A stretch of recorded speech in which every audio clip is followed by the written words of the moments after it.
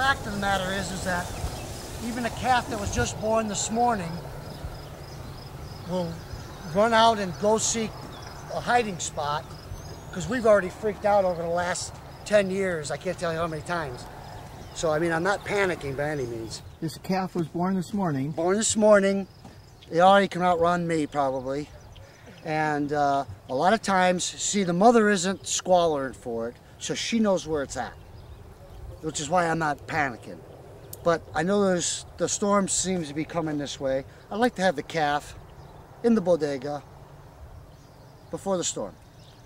My kids know that we learned from experience that the calves have an instinct to leave their mother and go and hide in brush, very well I might add, and then when the cow calls, because her bag is full, she calls him out and he comes, or she comes, and it's kind of wild. It's survival instinct that's been bred into them, just like it is into deer, that they have their fawns, deer, in tall grass, and they leave them, and the fawns don't leave or don't move until mama comes to get them.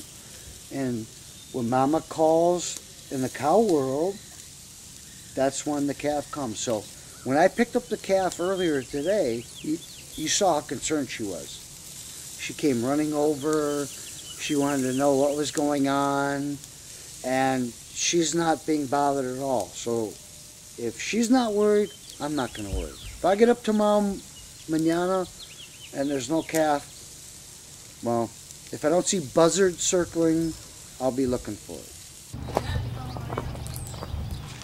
How many is there supposed to be? 10?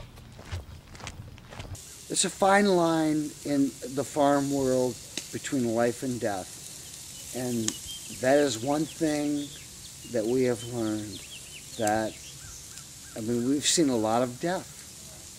And it's part of it, and it's hard to accept. I'm going to tell you, John, right now, that we've seen things that I never wanted to see, ever. And the bottom line is that I had 6 cows die on me 2 years ago.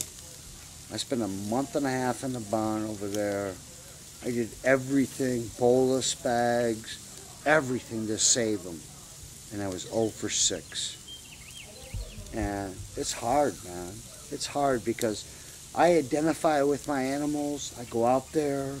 They see me. I can get in there with the bull. I know my cows by name. And when shit is going bad, it's hard, man. It's hard to deal with.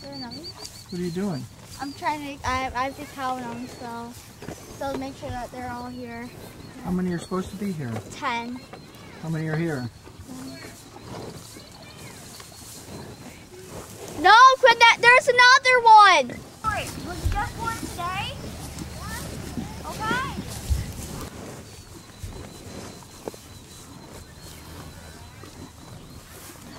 There's only 9 of them. Did you find the calf? Did you find the calf? No. Mom's not concerned, so. No, that's the only thing that's keeping me from freaking out. What are we doing? We're looking for a cow. Let's go. What's that?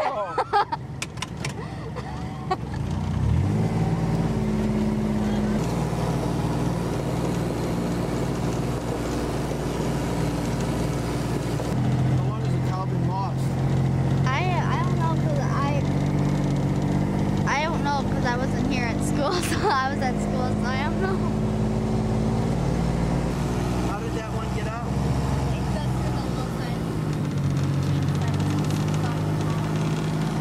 So this isn't the cow we're looking for. No.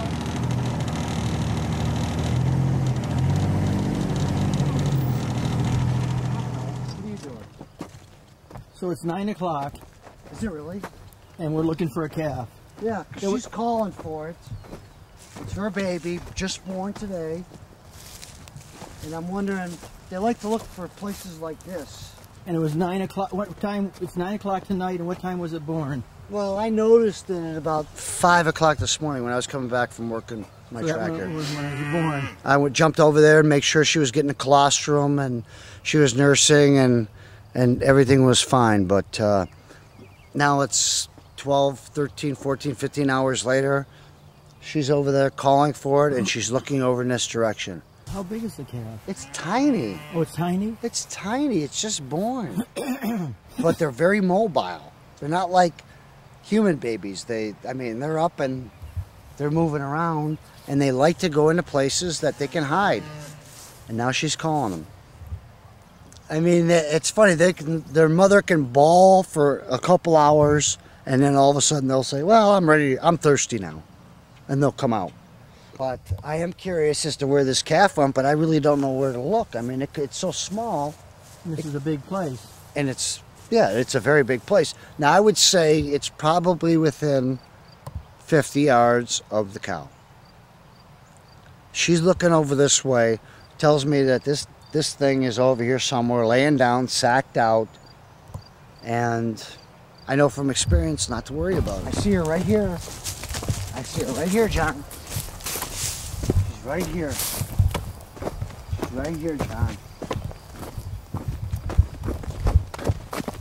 Baby. Hey. Oh, she's not looking good here.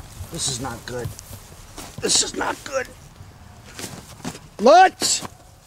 She's heavy, isn't she? Yeah, she is heavy. She's not suckling. Come on. Houston, we have a problem. No wonder. Come on. Come on, let's get her up. Come on. Get over here. Come on. Let's get on that tit.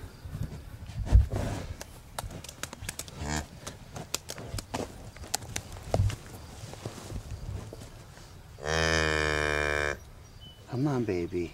Come on, feed her. Feed her. She's yours. Get her up. She needs you. Come on, baby. She's weak. Let her at the teeth. Let her at the teeth.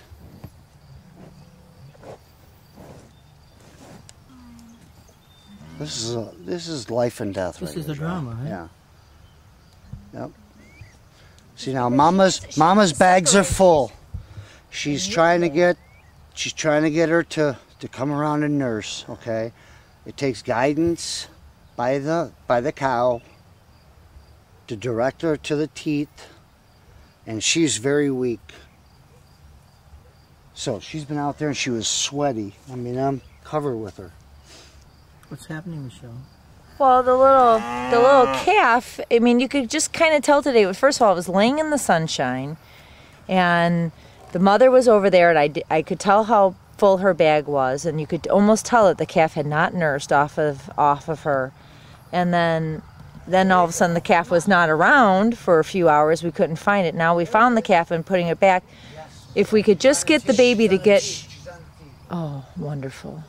You don't want to step in and offer the calf milk too soon, because then the mother could actually reject the baby in nursing her. And that's a 6-month job. She's banging the bag. That's a good job. She's got a teeth. So did you have an intuition, or? I had an intuition that when we were sitting on the tables and I heard her bawl and I looked over and I said, well, that's the cow that just had the calf. So she was looking over that way and she bawled again, and then I kind of looked and I thought her bag's kind of full, and that's when I said I got to go check it out because she's looking over there. Then we walked over there, and then when we came back, she was laying over there by the cultipacker. Yeah. You know, which is kind of like what they do. But this calf seemed a little weak when I picked her up, and she was sweating, and it kind of, she was a little lethargic, I thought, and then I put her in there, and then she seems okay. I mean, she's on the teat, so, I mean, we keep our eye on them at this point, because if they don't get the colostrum from Mama, they ain't gonna make it. And if you're not prepared to have either colostrum or milk substitute, that you can milk them if mama refuses them, you're gonna be burying a dead animal. And that's one thing about farms. I mean, we've seen our share of death, and it's humbling. I mean, the fine line when you do everything you can, and and it's not good enough. What do? I mean, it's heartbreaking, but these animals are family to me. I mean, these cows here, none of these cows are ever going to see a slaughterhouse, are going to die here, hopefully live long lives, produce lots of manure. Hey, Domino. And, Yeah. it'll be good for everybody.